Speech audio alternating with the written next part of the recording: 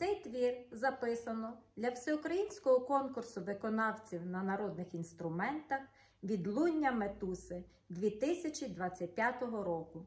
Середня категорія. Миколаївська дитяча школа мистецтв.